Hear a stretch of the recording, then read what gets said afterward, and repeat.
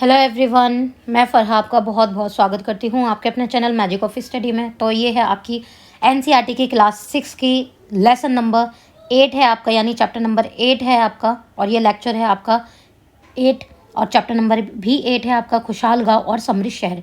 इसके लिए इस वीडियो में हम आपके लिए इसके MCQ लेकर आए हैं, जो आपके अभी कमिंग एग्जाम सीटेट में या और भी कॉम्पिटिटिव एग्जाम में आपके ज़रूर पूछे जाते हैं। आपके ये बेसिक है, तो ये बहुत इंपॉर्टेंट है। आपको पूरा चैप्टर पढ़ने की बिल्कुल ज़रूरत नहीं अगर आप ये क्वेश्चंस कर लेते हैं। तो चलिए, आज का सेशन शुरू करने से पहले अगर आप चैनल पर नए हैं तो चैनल को जल्दी से सब्सक्राइब कर दीजिए और बेल आइकन को प्रेस कर दीजिए, ताकि आपको टाइम से सारी वीडियोज़ के नोटिफिकेशन मिलते रहें। वीडियो के एंड तक ज़रूर बने रहिएगा, बहुत इंपॉर्टेंट क्वेश्चंस हैं। आपको इस चैप्टर में से और कुछ पढ़ने की कोई भी ज़रूरत नहीं अगर आप ये क्वेश्चंस कर लेते हैं। तो चलिए, आज का सेशन शुरू करते हैं। पहला क्वेश्चन है आपका, क्वेश्चन नंबर 1। तमिल क्षेत्र में बड़े ज़मींदारों को डैश के रूप में जाना जाता था। कि तमिल क्षेत्र में जो बड़े ज़मींदार थे उनको किस रूप में जाना जाता था? तो किस रूप में जाना जाता था? उन्हें वेल्ललार के रूप में उन्हें जाना जाता था तमिल क्षेत्र में, याद रखिएगा। नेक्स्ट क्वेश्चन है आपका, क्वेश्चन नंबर 2। क्वेश्चन नंबर 2 है आपका, छोटे एवं स्वतंत्र किसानों को क्या कहा जाता था? छोटे एवं जो स्वतंत्र किसान थे, जो छोटे लेवल पे थे, जो स्वतंत्र रूप से काम किया करते थे, उन किसानों को क्या कहा जाता था? तो उन किसानों को कहा जाता था गृहपति। याद रखिएगा, छोटे एवं स्वतंत्र किसानों को क्या कहा जाता था? गृहपति कहा जाता था। नेक्स्ट क्वेश्चन पे चलते हैं, क्वेश्चन नंबर 3। क्वेश्चन नंबर 3 है आपका, संगमकालीन दक्षिण भारतीय संपन्न किसानों को क्या कहा जाता था? जो संगमकालीन यानी दक्षिणी भारतीय जो थे, उन्हें संपन्न किसान, जो सारे के सारे यानी संपन्न जो किसान थे, उनको किसानों को क्या कहा जाता था? तो उन किसानों को कहा जाता था वेल्लाल। वेल्लाल कहा जाता था दक्षिण भारतीय संपन्न किसानों को। ठीक है, याद रखिएगा। नेक्स्ट क्वेश्चन पे चलते हैं, क्वेश्चन नंबर 4। क्वेश्चन नंबर 4 है आपका, सुदर्शन झील का निर्माण सबसे पहले किसने करवाया? जो सुदर्शन झील थी उसका निर्माण सबसे पहले किसने करवाया था? तो सुदर्शन झील का जो निर्माण था वो किसने करवाया था? चंद्रगुप्त मौर्य ने करवाया था। याद रखिएगा, सुदर्शन झील का जो निर्माण था वो किसने करवाया था? चंद्रगुप्त मौर्य ने करवाया था। नेक्स्ट क्वेश्चन पे चलते हैं, क्वेश्चन नंबर 5। क्वेश्चन नंबर 5 है आपका, संगमकालीन व्यापारिक नगर कौन नहीं है? यानी इन 4 ऑप्शन में से जो संगमकालीन जो व्यापारिक नगर हैं वो कौन सा नहीं है? तो संगमकालीन व्यापारिक नगर कौन सा नहीं है? कन्याकुमारी क्या है? संगमकालीन व्यापारिक नगर नहीं है। बाकी पुहार, तोंडी और उरियूर क्या है? संगमकालीन व्यापारिक नगर है। नेक्स्ट क्वेश्चन पे चलते हैं, क्वेश्चन नंबर 6। क्वेश्चन नंबर 6 है आपका, तमिल क्षेत्र में साधारण हल चलाने वालों को डैश के रूप में जाना जाता था। कि जो तमिल क्षेत्र में जो साधारण हल चलाते थे उनको किस रूप में जाना जाता था? तो तमिल क्षेत्र में जो साधारण हल चलाने वालों को किस रूप में जाना जाता था? किसान के रूप में जाना जाता था। नेक्स्ट क्वेश्चन पे चलते हैं, क्वेश्चन नंबर 7। क्वेश्चन नंबर 7 है आपका, तमिल क्षेत्र में भूमिहीन मजदूर डैश के रूप में जाने जाते थे। कि जो तमिल क्षेत्र था उसमें जो भूमिहीन मजदूर थे वो किस रूप में जाने जाते थे? कि यानी डैश के रूप में जाना जाता। तो किस रूप में जाने जाते थे? कदेसियर। तमिल क्षेत्र में जो भूमिहीन मजदूर थे वो कदेसियर के रूप में जाने जाते थे, याद रखिएगा। नेक्स्ट क्वेश्चन पे चलते हैं, क्वेश्चन नंबर 8। क्वेश्चन नंबर 8 है आपका, देश के उत्तरी भाग में ग्राम प्रधान को डैश के रूप में जाना जाता था। जो देश का उत्तरी भाग था उसमें जो ग्राम प्रधान था उसको किस रूप में जाना जाता था? तो देश के उत्तरी भाग का जो ग्राम प्रधान था उसे ग्राम भोजक के रूप में जाना जाता था। ऑप्शन नंबर सी आपका करेक्ट हो जाएगा। देश के उत्तरी भाग में जो ग्राम प्रधान था उसको ग्राम भोजक के रूप में जाना जाता था। नेक्स्ट क्वेश्चन पे चलते, क्वेश्चन नंबर 9। क्वेश्चन नंबर 9 है आपका, निम्नलिखित में से कौन ग्राम भोजक का कार्य है? आपको ये बताना है कि निम्नलिखित में से कौन सा है जो ग्राम भोजक का कार्य है। तो आपका सही आंसर हो जाएगा ए और बी दोनों, यानी ए और बी दोनों ही ग्राम भोजक के कार्य, यानी गांव से टैक्स वसूली करना और न्यायाधीश के रूप में कार्य करना और कभी कभी एक पुलिसकर्मी के रूप में भी कार्य करना क्या है? ग्राम भोजक का कार्य है। इसलिए ए और बी दोनों ही सही हो जाएगा। नेक्स्ट क्वेश्चन पे चलते हैं, क्वेश्चन नंबर 10। क्वेश्चन नंबर 10 है आपका, लोहे का प्रयोग कब आरंभ हुआ? कि लोहे का जो प्रयोग है वो कब आरंभ हुआ आपको ये बताना है। तो लोहे का प्रयोग कब आरंभ हुआ था? 3000 साल पहले लोहे का प्रयोग आरंभ हुआ था।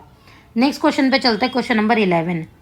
क्वेश्चन नंबर 11 है आपका, दक्षिण भारत तमिल क्षेत्र में बड़े भूस्वामियों को कहा जाता था कि दक्षिण भारत तमिल क्षेत्र में जो बड़े भूस्वामी थे उन्हें क्या कहा जाता था?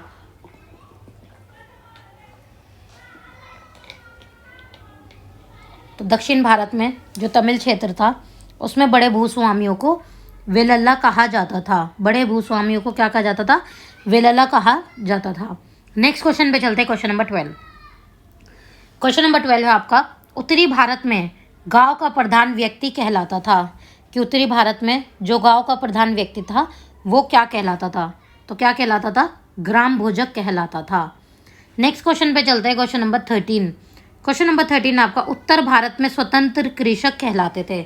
उत्तर भारत में जो स्वतंत्र कृषक थे वो क्या कहलाते थे? तो उत्तर भारत में जो स्वतंत्र कृषक थे वो गृहपति कहलाते थे। ये सारे क्वेश्चन घूम घूम के वही आ रहे हैं क्योंकि इस चैप्टर में ज़्यादा कुछ है नहीं, बस घुमा घुमा के थोड़ा लैंग्वेज चेंज करके आपको क्वेश्चंस दिए जाएंगे। नेक्स्ट क्वेश्चन पे चलते हैं, क्वेश्चन नंबर 14। क्वेश्चन नंबर 14 है आपका, कई शिल्पकारों को व्यापारियों ने संघों का गठन किया जिन्हें डैश के रूप में जाना जाता था। जो कई शिल्पकारी थे उनको व्यापारियों ने जो संघों का गठन किया था उन संघों को किस रूप में जाना जाता था आपको ये बताना है।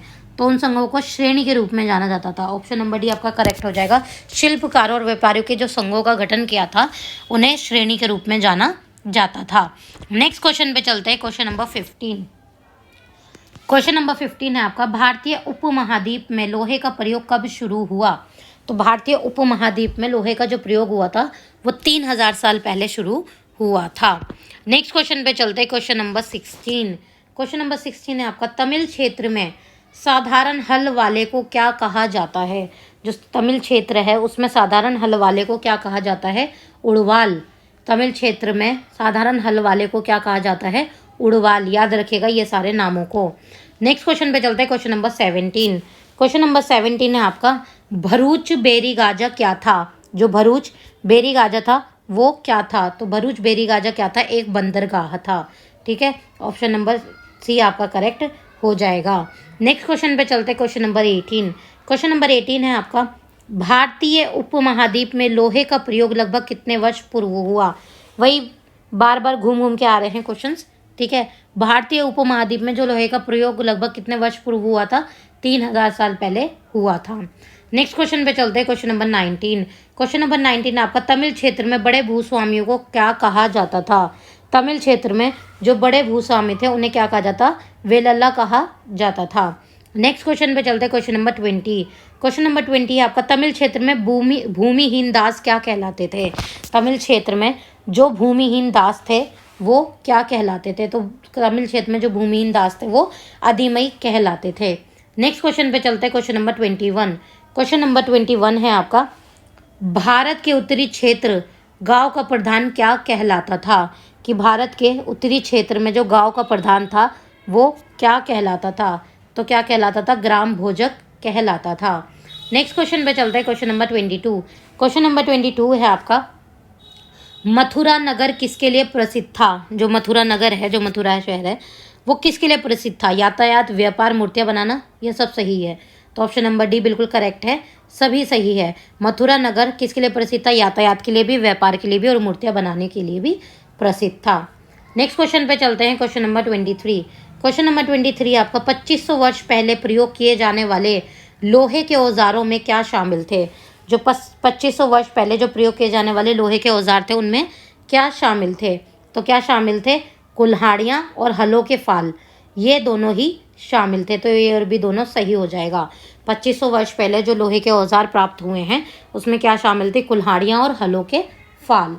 नेक्स्ट क्वेश्चन पे चलते हैं, क्वेश्चन नंबर 24। क्वेश्चन नंबर 24 है आपका, ग्राम भोजकों के अलावा अन्य स्वतंत्र कृषक क्या कहलाते थे?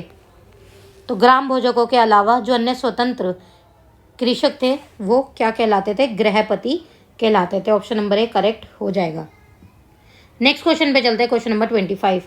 क्वेश्चन नंबर 25 है आपका, निम्न में से बेरीगाजा से निर्यात होने वाली वस्तुएं कौन सी हैं? आपको ये बताना है कि निम्न में से जो बेरी गाजा से निर्यात होने वाली वस्तुएं हैं वो कौन सी हैं? तो कौन सी हैं? हाथी के दांत, गोमेद और रेशम व इत्र। तो आपका ऑप्शन नंबर डी बिल्कुल करेक्ट हो जाएगा, उपरोक्त सभी। तो बेरी गाजा से जो निर्यात होने वाली जो वस्तुएं थी वो क्या थी? हाथी के दांत, गोमेद, रेशम व इत्र। ठीक है, नेक्स्ट क्वेश्चन पे चलते, क्वेश्चन नंबर 26। क्वेश्चन नंबर 26 से आपका बेरी गाजा से आयात होने वाली वस्तुएं कौन सी थी?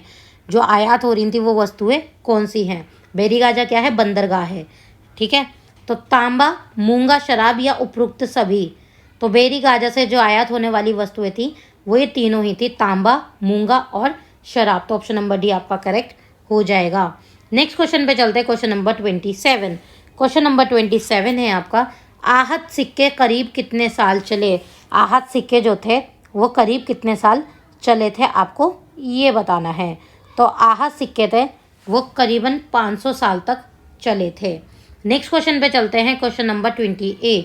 क्वेश्चन नंबर 28 है आपका, रिंग वेल का उपयोग किस लिए किया जाता था? रिंग वेल था, उसका उपयोग किस लिए किया जाता था? नहाना, कपड़े धोना, सिंचाई या ड्रेनेज। तो रिंग वेल का जो उपयोग था वो ड्रेनेज के लिए किया जाता था, यानी जो पानी भरा होता था उस पानी को निकालने के लिए रिंग वेल का उपयोग किया जाता था। नेक्स्ट क्वेश्चन पे चलते हैं, क्वेश्चन नंबर 29। क्वेश्चन नंबर 29 है आपका, तमिल की प्राचीनतम रचनाएं कहलाती हैं। जो तमिल में जो प्राचीनतम रचनाएं हैं वो क्या कहलाती हैं? तो तमिल में प्राचीनतम रचनाएं संगम साहित्य कहलाती है। ऑप्शन नंबर ए बिल्कुल करेक्ट हो जाएगा। तमिल की जो प्राचीनतम रचनाएं वो संगम साहित्य कहलाती हैं। लास्ट क्वेश्चन है आपका इस वीडियो का, इस चैप्टर नंबर 8 का, क्वेश्चन नंबर 30। सबसे पुराने सिक्कों को क्या कहा जाता है? सबसे पुराने सिक्कों को क्या कहा जाता था? तो सबसे पुराने सिक्कों को आहत सिक्के कहा जाता था, और ये कितने साल तक चले थे? 500 साल तक चले थे। तो यहाँ पर आपका ये चैप्टर नंबर 8 के सारे क्वेश्चंस कंप्लीट हो जाते हैं। वीडियो अगर अच्छा लगा हो तो लाइक कीजिए और कमेंट करके हमें ज़रूर बताइए आपको वीडियो कैसा लगा। चैनल को सब्सक्राइब करना मत भूलिएगा, बेल आइकन को प्रेस करना भी मत भूलिएगा और अपने फ्रेंड्स के साथ शेयर करना भी